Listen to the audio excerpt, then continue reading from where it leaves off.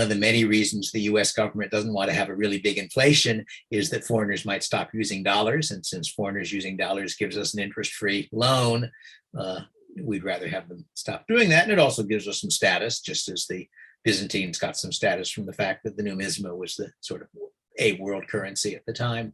But I'm just thinking about whether, because most of the medieval currencies, and before that I'm familiar with, were state currencies, but they were state silver or gold currencies. And the problem was that they got debased. One of the problems, I should say, with before you have sort of modern systems, one of the problems you face, this is again from Carlo Cipolla, is what he called the big problem of the small coins. And that is, if the value of the coin is really the amount of metal in it, if a gold coin, if the smallest coin you can handle is worth $1, then $100 bill you can handle, $1,000 bills can be pretty heavy, going the other way. So what you sometimes have is a gold big money and a silver small money. So in the Islamic sense, the gold dinar and the silver dirham. And then the problem is that you'd like to maintain a constant exchange rate between them. It makes it certainly easier for people to do business if they know that there are 10 dirham to the dinar or whatever. But you can't do that if they are both different metals, because the exchange value between the two metals is going to change. And one solution to that is that you make one of them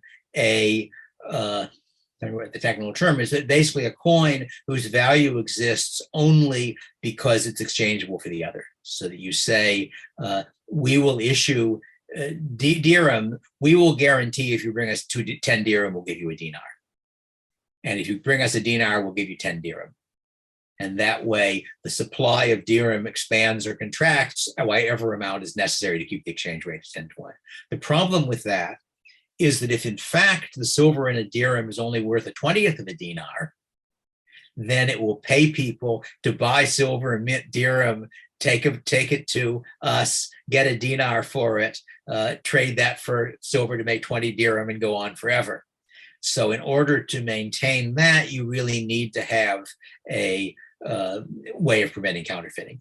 And that was sort of the solution to that problem, is that one of your monies is a real money.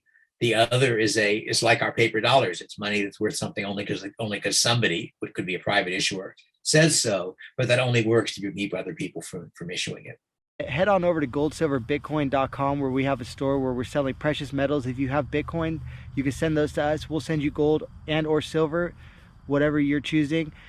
Alternatively, if you have gold and silver and you want Bitcoin, feel free to send us the gold and silver and we will send you Bitcoin. This is a service that we provided for clients since 2012, since when we were opened. You can also peruse the store and see we have all sorts of prep and survival gear, storable food, etc. So thanks for watching the show, and thanks for heading on over to GoldSilverBitcoin.com.